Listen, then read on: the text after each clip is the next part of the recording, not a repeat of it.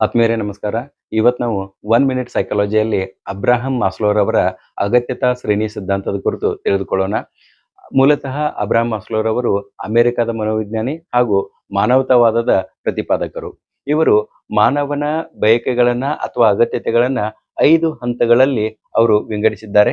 ಅದರಲ್ಲಿ ಮೊದಲನೇ ಒಂದು ಹಂತ ಶಾರೀರಿಕ ಅಗತ್ಯತೆಗಳು, 2ನೇ ಹಂತ ರಕ್ಷಣೆಯ ಅಗತ್ಯತೆಗಳು, 3ನೇ ಹಂತ ಪ್ರೀತಿ ಮತ್ತು ಸಂಬಂಧದ ಅಗತ್ಯತೆಗಳು ಮತ್ತು 4ನೇ ಹಂತ ಆತ್ಮಗೌರವದ ಅಗತ್ಯತೆಗಳು ಮತ್ತು ಕೊನೆಯದು ಮತ್ತು 5ನೇದು ಯಾವುದಂತಂದ್ರೆ ಆತ್ಮ ಸಾಕ್ಷಾತ್ಕಾರದ ಅಗತ್ಯತೆಗಳು.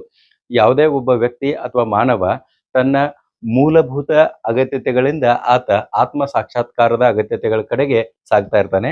ಅಂದ್ರೆ ಮೊದಲನೇದಾಗಿ ಈ ಶಾರೀರಿಕ ಅಗತ್ಯತೆಗಳನ್ನ ಪೂರೈಸಿಕೊಂಡ ನಂತರ ಹಂತವಾಗಿ ಆತ ಮೇಲೆ ಏರ್ತಾ ಹೋಗ್ತಾನೆ.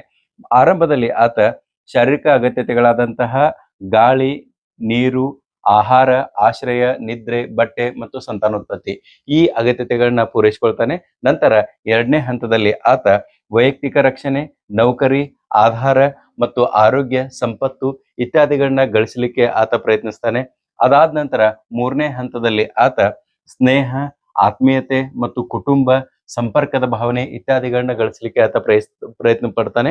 ಈ ಎಲ್ಲಾ ಅಗತ್ಯತೆಗಳು ಈಡೇರಿದ ನಂತರ ಆತ 4ನೇ ಹಂತದಲ್ಲಿ ಆತ್ಮಗೌರವದ ಅಗತ್ಯತೆಗಳನ್ನ ಸಂಪಾದಿಸಲಿಕ್ಕೆ ಪ್ರಯತ್ನ ಪಡ್ತಾನೆ. ಉದಾಹರಣೆ, ಗೌರವ, ಸಮಾಜದಲ್ಲಿ ಗೌರವ, ಸ್ವಾಭಿಮಾನ, ಸಮಾಜದಲ್ಲಿ ಸ್ಥಾನಮಾನ, ಸಮಾಜದಲ್ಲಿ ಗುರುತಿಸುವಿಕೆ, ಆಮೇಲೆ ಆತನ ಒಂದು ಶಕ್ತಿ, ಪವರ್ ಮತ್ತು ಸ್ವತಂತ್ರವಾಗಿ ನಿರ್ಧಾರಗಳನ್ನ ಕೈಗೊಳ್ಳುವಂತ ಅಧಿಕಾರವನ್ನು ಪಡೆದುಕೊಳ್ತಾನೆ. ಅದಾದ ನಂತರ ಕೊನೆಯದಾಗಿ ಆತ ಆತ್ಮ ಸಾಕ್ಷಾತ್ಕಾರದ ಅಗತ್ಯತೆಗಳ ಕಡೆಗೆ ತನ್ನ ಗಮನವನ್ನ ಕೇಂದ್ರೀಕರಿಸ್ತಾನೆ. ಇಲ್ಲಿ ತನ್ನ ಸಾಮರ್ಥ್ಯದ ಗರಿಷ್ಠ ಮಟ್ಟವನ್ನು ತಲುಪಲು ಆತ ಬಯಸ್ತಾನೆ. ಇದಿಷ್ಟು ಅಬ್ರಹಾಂ ಮಾಸ್ಲೋರವರ ಅಗತ್ಯತಾ ಶ್ರೇಣಿ ಸಿದ್ಧಾಂತ. ಮುಂದಿನ ವಿಡಿಯೋದಲ್ಲಿ ಮತ್ತೊಂದು ಕಾನ್ಸೆಪ್ಟ್ ಜೊತೆಗೆ ಭೇಟಿಯಾಗೋಣ. ನಮಸ್ಕಾರ.